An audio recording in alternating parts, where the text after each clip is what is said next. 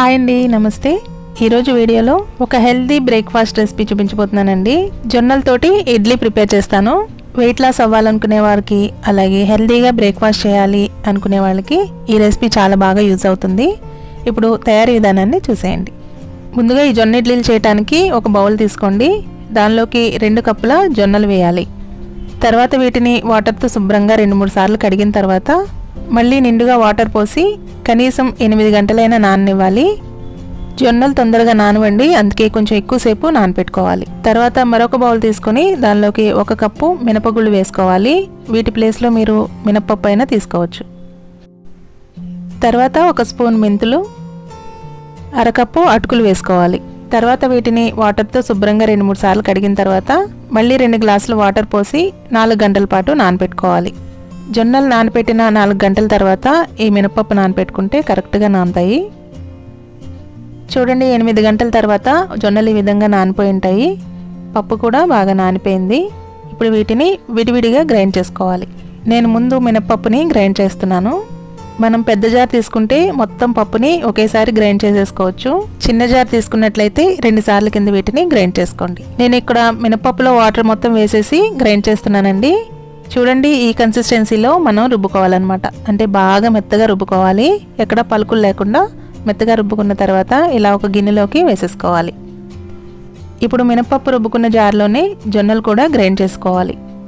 ఇలా మొత్తం జొన్నలు వేసుకున్న తర్వాత కొద్దిగా వాటర్ పోయాలి. మరీ ఎక్కువ వాటర్ పట్టవండి. ఇప్పుడు వీటిని మరీ మెత్తగా కాకుండా కొంచెం కోర్స్గా గ్రైండ్ చేసుకోవాలి. అంటే రవ్వ ఉంటుంది కదా, మనం ఇడ్లీ చేసుకునే రవ్వ, అలా గ్రైండ్ చేసుకోవాలన్నమాట. చూసారు కదా, ఈ విధంగా గ్రైండ్ చేసుకుంటే ఇడ్లీలు పర్ఫెక్ట్గా వస్తాయి.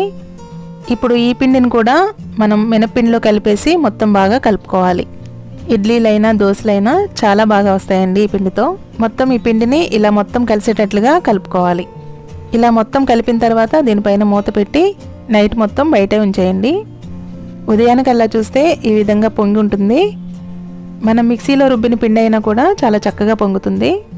ఈ పిండిని మళ్ళీ ఒకసారి మొత్తం బాగా కలుపుకోవాలి. ఇలా మొత్తం పిండిని కలుపుకున్న తర్వాత కొంచెం పిండి తీసుకుని పక్కన పెట్టుకోండి. మిగతా పిండిని ఫ్రిడ్జ్లో పెట్టుకుంటే 5-6 రోజుల వరకు వాడుకోవచ్చు. ఇప్పుడు మనం ఇడ్లీల కోసం తీసుకున్న పిండిలోకి తగినంత ఉప్పు వేసి కలుపుకోవాలి.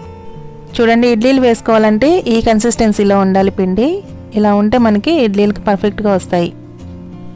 ఇప్పుడు ఇడ్లీలు చేయడానికి ఇడ్లీ రేకులు తీసుకుని వాటర్తో కానీ ఆయిల్తో కానీ గ్రీస్ చేసుకోవాలి. తర్వాత కొద్దిగా పిండిని తీసుకుని ఇలా ఇడ్లీలాగా వేసుకోవాలి.